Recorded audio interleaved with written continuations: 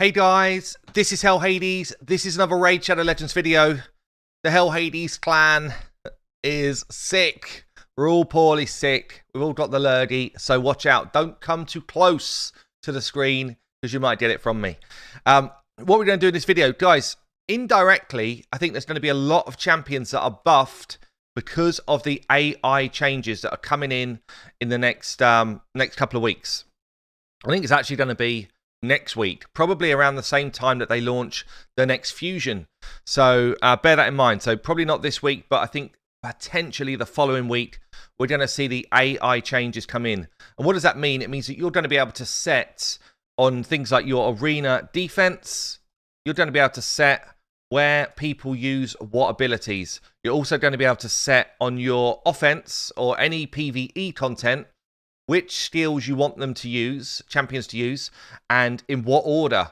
So whereas the AI might value an A3 to go first, you might decide for your champion that you'd prefer for them to use their A2 first. It's actually a massive, massive change in this game. Some people are like, oh, you're over-egging it. I don't think we are, because it's going to open up tons of different opportunities with champions, with team synergy, with builds. So I'm pretty excited for it. But I'm going to go through my top buffs, the champions that I feel like are going to get the biggest gains from this. And this is really me just kind of going through it with some of the community. So if you've got ideas of other champions, please comment below. Normally what I do is I build up to the ones which I think are going to be the strongest. But I'm going to do it in reverse today. I'm going to call out 5 that I think are going to be absolute game changers. And then after that, I'm going to call out some others, which I think actually could be pretty fun as well. But 5 game changers. So, honestly, these first couple are going to be basically broken in the game. Basically to the close to that point of no return. So, first one up is Warlord. Warlord in the arena is going to be disgusting. Absolutely filthy, dirty, disgusting. So if you're playing at any sort of reasonable level of the arena, you look at Warlord as a defense against you. You know full well, if he hits you with his A3, that's it. You may as well quit the fight, because you're going to take forever to get back round to being able to kill this team. He gets it on a 4-turn cooldown, 100% chance to put everybody's skill on full lockout. And by that, so if he put himself on lockout, this would be on a 5-turn cooldown. 100% of everybody's skills that he faces, if he's got enough accuracy, will be on full lockout. Now, the saving grace right now is he's a confused little fella and he doesn't know when to do it. So unless there's unless the stars align, it's a Tuesday, and it's Fred's birthday down the road, and he was having chocolate cake for his birthday cake, he won't A3, he'll decide to A2 first, and then it'll kind of suss out, is that the right thing to do? And then normally, at the moment, you've generally got another turn to get him to sort him out. There are some situations where he can A3 first, as long as he's with the right champions. But right now, he has to be your go second champ, because he will not do that A3 on auto by himself. And he's actually quite fast. I would not be surprised at all if I see some people in the arena throwing him as their fastest champion. Because as soon as this lockout happens, everybody is going to need a fresh glass of milk to cry into. So yeah, Warlord is going to be virgin on busted when this change happens. Another one who is already potentially the best champion in the whole game. Potentially the best champion in the whole game already. And I think he just got better. I think he's going to be better. At the moment, he values his A3 more than anything, no matter what's going on. You can decide now if you want him to A2 first or if you want him to A3 first. So for different content, you're going to choose a different thing. So right now, you cannot run Kymar as your fastest champion in dungeons on auto, because he'll just A3. And actually, probably what you want him to do is to reset on the second wave of enemies. Yeah, you want him to do his reset ability on wave 2 of enemies, which normally means you have to run him slowest. Now, with the AI changes, you're going to be able to tell him to do his A2 first, and then tell him you want to do the A3 on the second wave. That means you can run him as your fastest champion in dungeons and still get the value of his reset.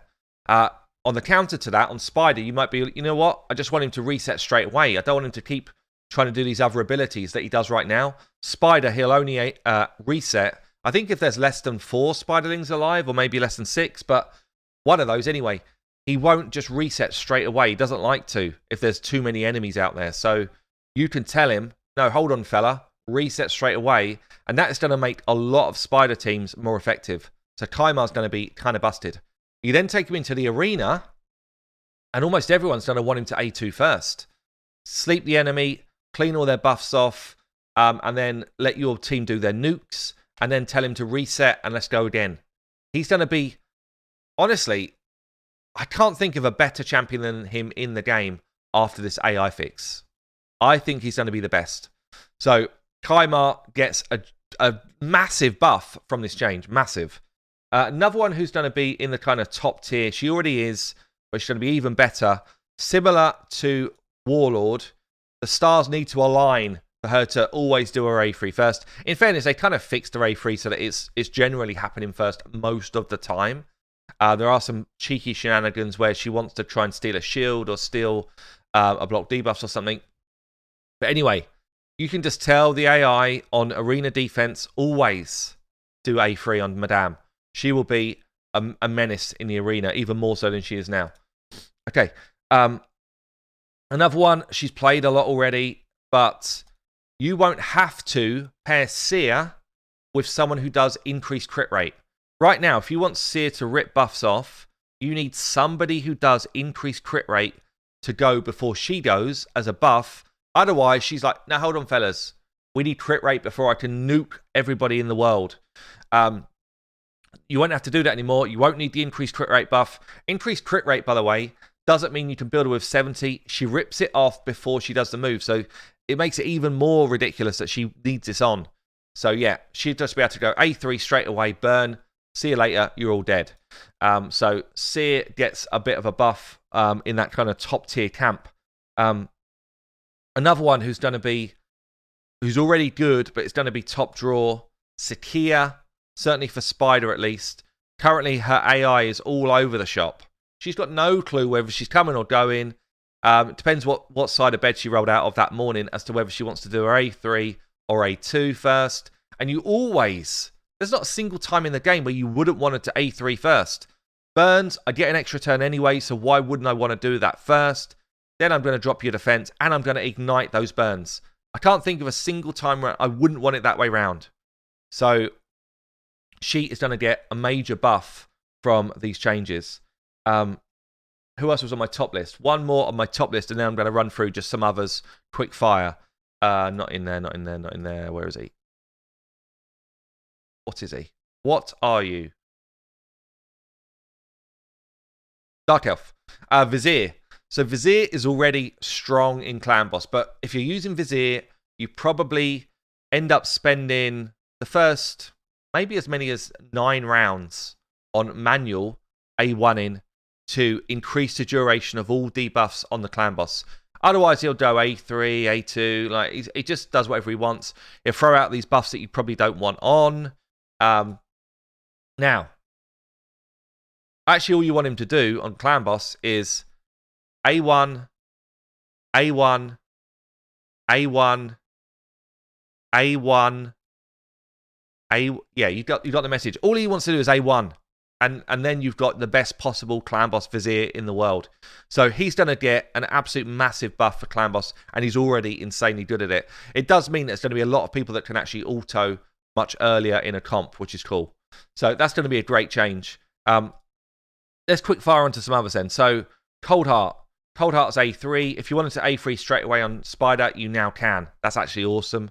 I would say Fire Knight, you probably want to leave the AI as is. Otherwise, she might not throw her A1s into the shield all the time, I think.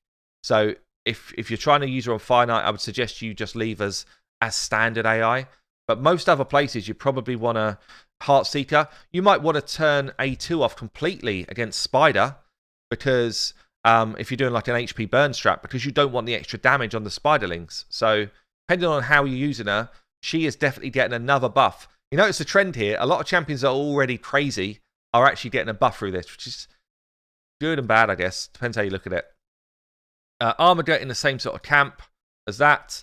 So you can tell Armada to actually use his A2 now, even if the enemies are at a higher turn meter, which might be what you want to do for damage. Depends what sort of team you're running. So that's kind of interesting. Counter to that, you might actually say never use your A2. I always want you to do turn meter. Allure is similar to that. You might always say to Allure, forget anything else, just A1 for your whole life, because the rest of your kit's kind of bad. So Allure A1 all the time would be pretty cool. Okay, let's get into some others then. So some probably less used champions at the moment that can be cool. So Saito, he's already good actually, but Saito prefers to A2, I believe. Let me just check here. I think he prefers to A2 first before going A3, and A3 is the AoE. So if you're trying to use him in the arena, you actually want him to A3 first. This will be a nice buff because he is a hard hitter. He is a cool champion, but on auto, he's a little bit slow. Who else we got? Yes. Duke the Epic. He's an awesome champion, by the way. Absolutely awesome champion. Defense-based champion. He's got his AoE, decrease attack and defense. 3 turn cooldown if booked. Same as Stag Knight. But he's got what I would just class as a useless A3. Unless you're doing some sort of funky stuff with this unkillable buff. I would just turn A3 off completely. And then you're going to get the best out of a Duke for 99% of content. So that's going to be a cool change. Someone else who's getting a slight buff through this end. Candrafon, I want you to go A2 and then A1, please. I don't want you to do this A3 if I'm running you with a Duchess. So situationally, you might just turn the A3 off completely because you know that you're going to get more work done with A2s and A1s. So Candrafon is going to be interesting to see how he plays out. This is a cool one. I think this is going to be someone who comes out of the vault big time. Where are you? Shatterbones. Shatterbones, massively underrated champion, but his AI for me is the wrong way around. So I would always want him to do his A2 ahead of his A3. And his A2 basically will reset almost all the enemies' turn meter back to like 10 or 15%. 3-time hit, reduces turn meter by 30%, 75% chance to land it, and it hits hard. This is the move you want to do, not this one first, and you will see him popping up in a lot of dungeon teams. He'll be great now for Dragon Waves, for Spider, for Fire Knight potentially, and the Arena. The Arena, doing this move first, resetting everyone's turn meter back, is way stronger than doing this. So, yeah, Shatterbones, I think, is going to get himself up the ranks. Couple of like smaller ones. So you've got Lannicus. What is she? Is she dark? Lannicus is dark. She likes to do her A3 first. So if you just wanted to do her ally attack, you could turn the A3 off and just go straight in with the ally attack. This will be nice for the arena to guarantee you the ally attack ability. You can guarantee it already, by the way, if you just bring someone else that brings increased attack. But we don't need to do that once that change has happened. We have got... I guess this is a bit of a smaller one, but it is an option. Sonic, if you're trying to build him into an unkillable team, you can tell him to prioritize his unkillable buff, which is going to be nice for anyone who struggles to do that right now.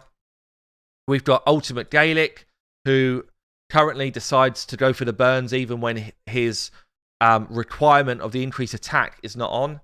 Now you can tell him to prioritize A2 over A3, which means that you should always get your increased attack up before this burn goes off, which is going to be way better. It means that he's not reliant on someone else coming into your comp to do that. That's pretty strong. We've got another Bannerlord here, I think. Oh, Bannerlord. Is she Bannerlord? Yeah. Chancellor Yasmin. Chancellor Yasmin's like, I'm going to remove all your buffs and send you to sleep. And then she looks up after she's done the ability and she realizes there's no buffs out there. She always does this first right now. It's totally dumb. So you can actually get her to prioritize. I guess this is a tricky one, because even if you tell her to prioritize something else first, like, what are you going to tell her to prioritize? This might not work, actually. Looking at the skills, I don't think she'll try and heal someone if nobody has lost any taken any damage. So therefore she defaults to her A1, but you still want her to use her A3 because her A3 is actually insanely good. I don't know if this AI fix is actually going to fix someone like Chancellor Yasmin, because you can't situationally be like, oh, please use this if. There's none of that going on. It's just, this is the order I want you to use stuff. So it might be that she's still in the dirt, actually. I'm not sure. We will see. We will see. The big fella could come out of the vault.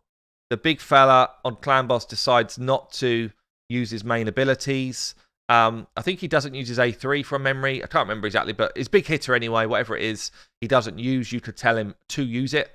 So yeah, so that is going to be better.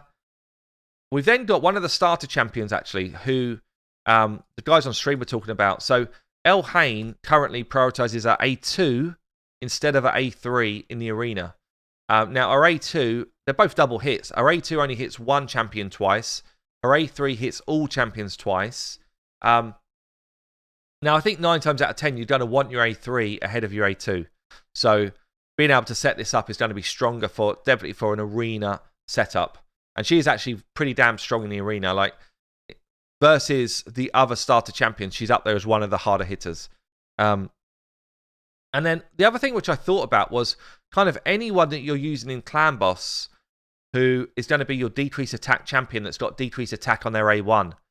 So for Tayrell, for example, I might decide to just turn the A3 off because I don't need a stun. I do want decreased defense and I do want decreased attack. Or I might turn the A2 and A3 off if I'm using someone else for decreased defense. Therefore, I've just got a much higher percentage chance of always having decreased attack on the Clan Boss. You know, that's the same for some other ones who constantly try and do their other abilities, like Kymar, for example. Kymar, you might just want to run in A1 the whole time. Yeah, keeping decreased attack on the whole time. So I think it will open up other options. Veteran's another good example. Veteran who has got a decent chance to... where is he? Decent chance to place decreased attack on for a rare champion, but he does like doing all this other rubbish. So actually just wanting to A1 forever and a day against Clan Boss. So I think there's a whole bunch of examples like that against Clan Boss where you're going to want them to push just one debuff constantly. So there you go, guys. Look, I'm sure there's a ton more, but even thinking about it for, you know, a couple of hours and having a chat with some of the community, you come up with, what, a good 20 champions that are going to be like massively buffed through this change. Maybe a couple of them to the point of being pretty broken good, but I'll leave that for you to decide. But yeah, I can't wait for it, actually. I think it's going to be a lot of fun. There's a lot of things that we can do differently. Leave me a comment below. What do you think? I've been Hell Hades. I will see you later.